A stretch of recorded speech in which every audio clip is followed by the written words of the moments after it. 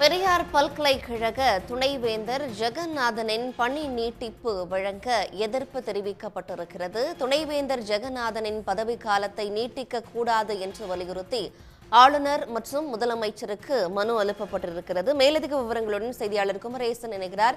குமரேசன், இது தொடர்பான விவரங்கள் என்ன?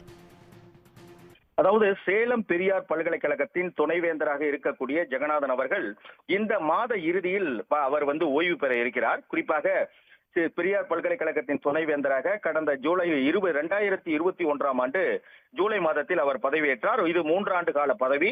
எனவே இந்த மாத இறுதியில் அவர் தனது பதவி காலம் முடிகிறது.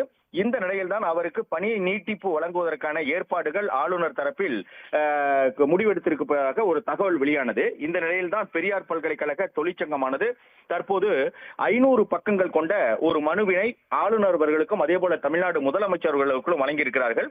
ஏனென்றால் கடந்த 3 ஆண்டு கால பணிகாலத்தில் ஊழல், விதிமீறல்கள், முறைகேடுகள், குற்ற வழக்கு, அரசு குழுவின் அறிக்கையில் குற்றம் இழைத்தது உறுதி செய்யப்பட்டமை போன்ற பல்வேறு நடவடிக்கைகளால் இந்த பல்கலைக்கழகத்தை பாழ்படுத்திய சேலம் பெரியார் பல்கலைக்கழக துணைவேந்தர் ஜெகநாதனுக்கு பணி நீட்டிப்பு வழங்கக்கூடாது என கூறி பெரியார் பல்கலைக்கழக தொழிற்சங்கத்தினர் 500 பக்க ஆவணங்களுடன் தமிழ்நாடு ஆளுநர் மற்றும் முதலமைச்சர் அவர்களுக்கு கோரிக்கை மனுவை அனுப்பியிருக்கிறார்கள். குறிப்பாக பெரியார் பல்கலைக்கழக துணைவேந்தராக 2021 முதல் இந்த 3 ஆண்டு காலத்தில் ஜெகநாதன் அவர்கள் பல்வேறு முறைகேடுகள், அதாவது பல்வேறு சர்ச்சைக்குரிய செயல்பாடுகளில் தொடர்ந்து ஈடுபட்டு வருகிறார். பல்கலைக்கழகத்துக்கான உபகரணங்கள் கொள்முதலில் ஊழல், பணி நியமனங்களில் இடஒதுக்கீடு பின்பற்றப்படாமை, விதிமுறைகள் மீறி தனிப்பட்ட பயணங்களுக்கு பல்கலைக்கழக பணத்தை செலவழித்தது, அரசின் அனுமதி இல்லாமல் பல்கலைக்கழகத்தில் தனியார் நிறுவனம் தொடங்கியது, தொழிலாளர்கள் ஆசிரியர்களை மிரட்டி மெமோ தருதல் உள்ளிட்ட பல்வேறு சர்ச்சைக்குரிய செயல்களில் ஈடுபட்டதால் அவர் இருந்தால் இந்த பல்கலைக்கழகம் நிச்சயமாக சிறப்பான முறையில் செயல்படாது. எனவே உடனடியாக அவருக்கு இந்த பணி ஓய்வை வழங்க வேண்டும், பணி நீட்டிப்பு அவருக்கு வழங்கக்கூடாது என்ற வகையில் தான் 500 பக்கங்கள் கொண்ட ஒரு கோரிக்கை மனுவினை ஆளுநர் அவர்களுக்கும் தமிழ்நாடு முதலமைச்சர் அவர்களுக்கும் இந்த பல்கலைக்கழக தொழிலாளர் சங்கத்தினர் வழங்கியிருக்கிறார்கள்.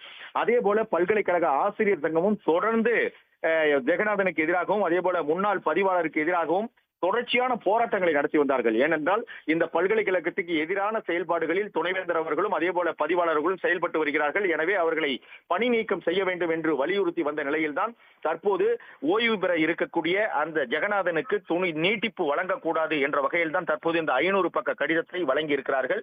இதன் அடிப்படையில் ஆளுநர் அவர்களும் அதே போல தமிழ்நாடு முதலமைச்சர் அவர்களும் நடவடிக்கை எடுத்து அவருக்கு பணி நீட்டிப்பு வழங்கக்கூடாது, மேலும் அவரை சஸ்பெண்ட் செய்ய வேண்டும், அவருக்கு ஓய்வு கால பணியை பணப்பலன்கள் எதுவும் வழங்கக்கூடாது என்ற வகையிலும் தொழிலாளர் சங்கத்தினர் தற்போது வலியுறுத்துகிறார்கள்.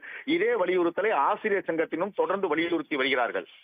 உடனுக்குடன் செய்திகளை தெரிந்து கொள்ள சன் நியூஸ் பெல் ஐகானை கிளிக் பண்ணுங்க.